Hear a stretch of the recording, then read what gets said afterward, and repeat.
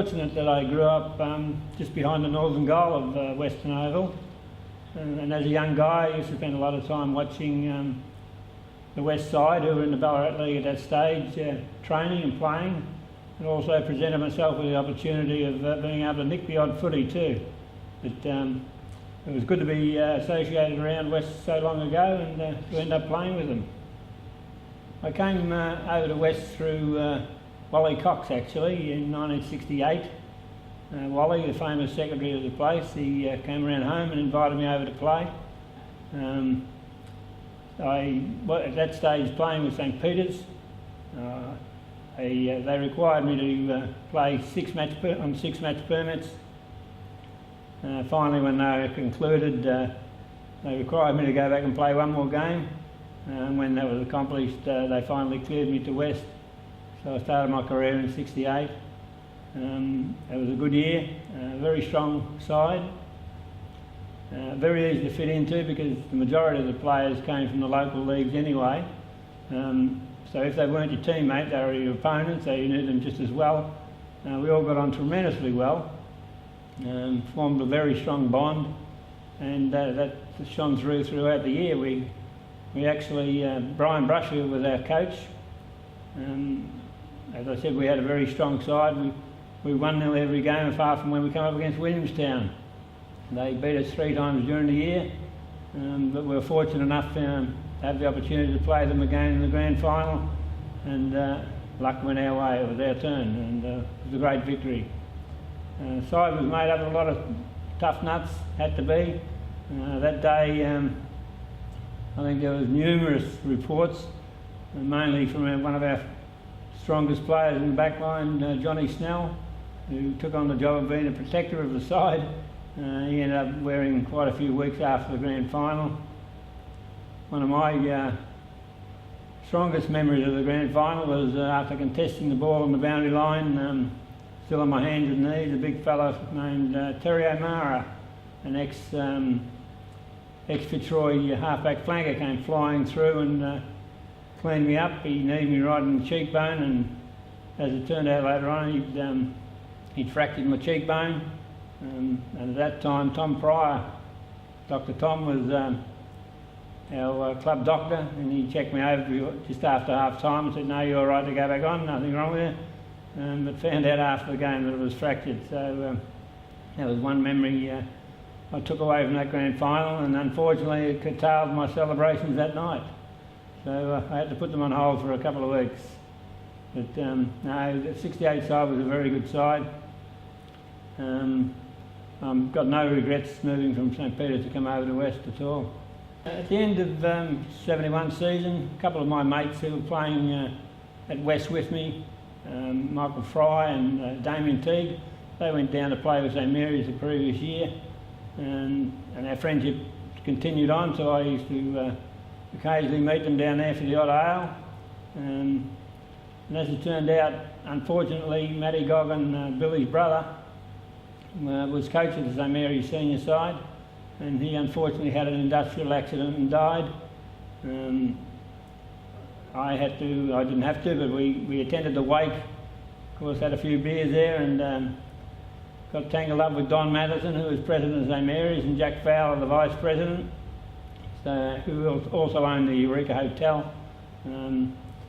They took me upstairs. A couple of bottles of red wine later, I found out I'd agreed to coach St Mary's, but fully understanding or hoping in the back of my mind that it would never come to fruition, because I was happy as Larry playing for West. But as it turned out, it dragged on, and I finally got cleared from West through the appeals board up in Melbourne actually, and that started my career at St Mary's. But yeah, I would have been quite content.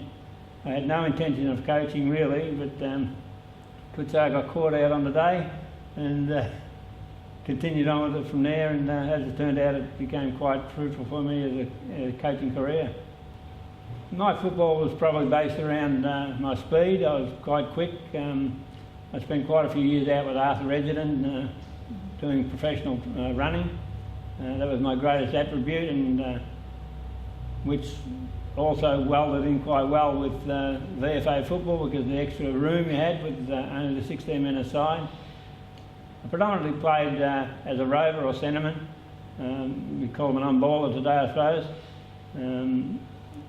Played a lot in the forward line, occasionally in the back line, so I can nearly tick off most positions really, but predominantly an on-baller, and my pace was probably my greatest attribute. After I started my career at St Mary's as coach, that was in 1972, we were fortunate to make the grand final, and we went on and won that. We actually beat St Peter's in the grand final that day. Following year, once again, we made the grand final, but were runners up to East Geelong. I think then in 74, I think we had a bit of a lean year. I think we finished 5th, I think. We had a bit of an exodus of players, went out coaching other sides. 75, once again, we were fortunate to make the grand final, played North Shore, which became a bit of a fixture, which over the coming years we'd find we'd meet them quite often. But as I said, in 75 we won that one. 1976, once again we played North Shore off in the grand final, but the result was reversed with us being runners-up. 76, that was, I just mentioned 76. 77, I think I did nothing in 77. I think I retired in 77 for a while to give myself a break. I then was approached to go to Thompson. I think it was Thompson for a year.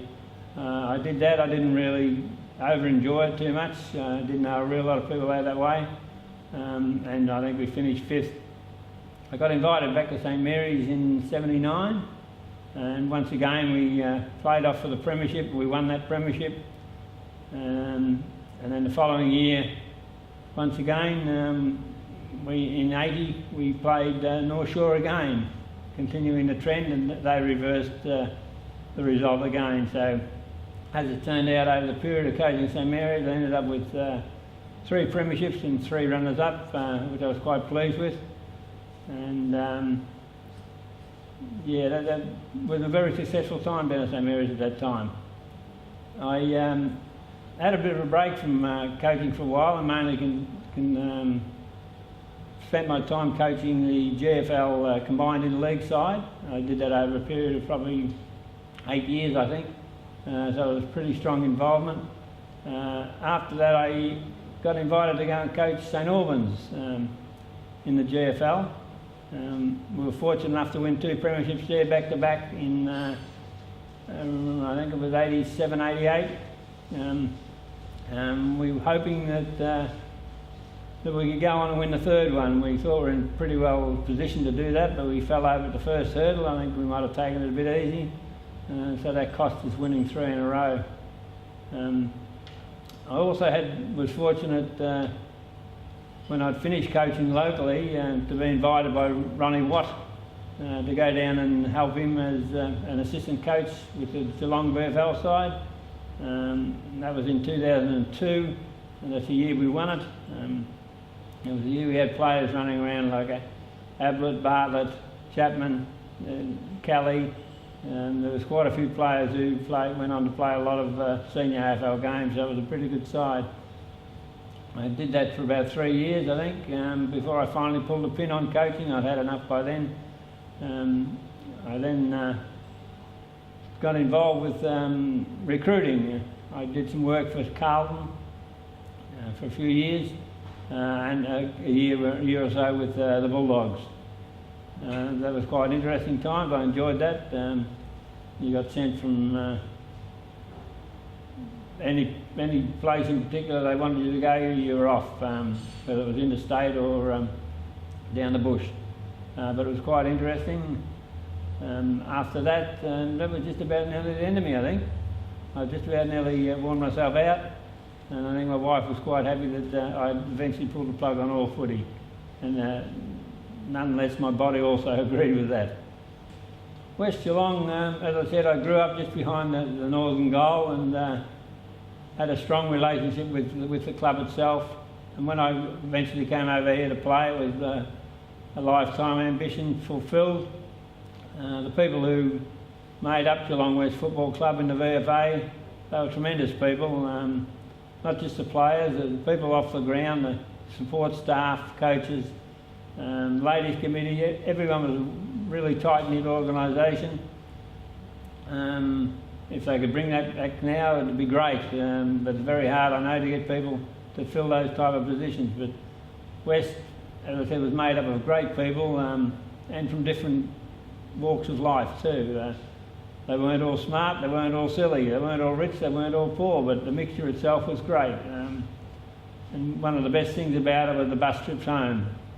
A lot of people thought they might have been a chore, but as players we certainly enjoyed the getting on the bus, having a song already prepared during the week when it was your turn to stand up and sing, and of course the odd can of the brown stuff got put away too. But West, my years at West were great. I wish they had have continued. I'm probably not all that sorry either that I did end up coaching, because it turned out to be quite fruitful. But my love for West was strong, and it still is today, and I hope they can certainly improve on where they are at the moment. You've given your heart to get here and your soul to get it right. You can take 'em boots and all, but it's sure gonna take a fight. When you spend all week getting to your peak, you're gonna have your say. You bet. On Sunday, it's the VFA. It's Sunday, you're gonna make your play for the VFA. Today you're gonna fly. It's Sunday for the VFA. It's Sunday.